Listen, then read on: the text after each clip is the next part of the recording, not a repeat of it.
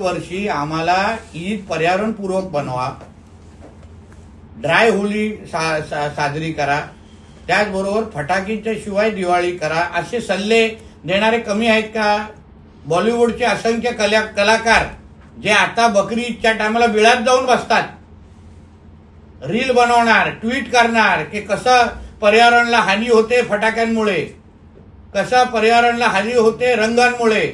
मग आता ईदच्या वेळी जेव्हा बकरे कापले जातात, प्राण्यांना मारलं जातं, रक्त सगळ्या नदी नाल्यांमध्ये दिसतं, तेव्हा हे बॉलिवूडचे विविध कलाकार ते काय बकरे खाण्यामध्ये व्यस्त असतात का, बिर्याणी खाण्यामध्ये? मग का सल्ले देत नाही?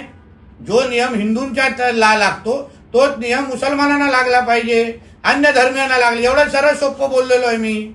अगर हिंदू समाज मोठ्या प्रमाणामध्ये येऊन सल्ले ऐकतो, ड्राय होली खेळतो, फटाके वापरत नाही, योग्य वेळी डीजे बंद करतो, मग काय मुस्लिम समाजाला ह्या देशामध्ये राहून शरिया कानून आणायचा एका वेगळ्या पद्धतीने?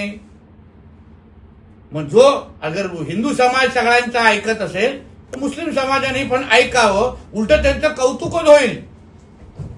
लोक डोक्यावर उचलून घेतील अगर ते कम्प्युटरवर बकरी दाखवली और ये मेरी बकरी और ये मैं काट रहा हूं बोले मुल्लाजी, ऐसा कसा बोललं तर खुश होतील सगळे.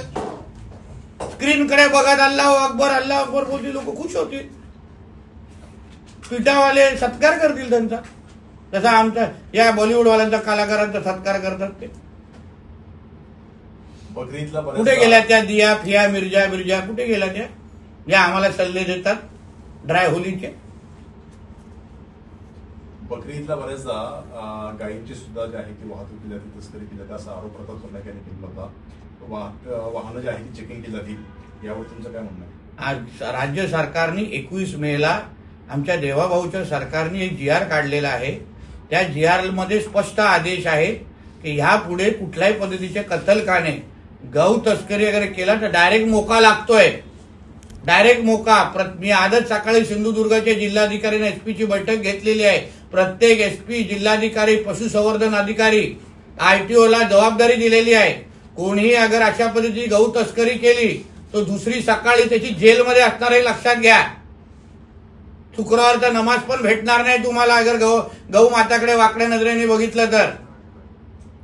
म्हणून कोणीही या जिहाद्यांनी आमच्या हिंदू राष्ट्रामध्ये गायीकडे वाकड्या नजरेने बघण्याची हिंमत करावी, मग बघू कोण वाचवायला येतं. Thank you sir.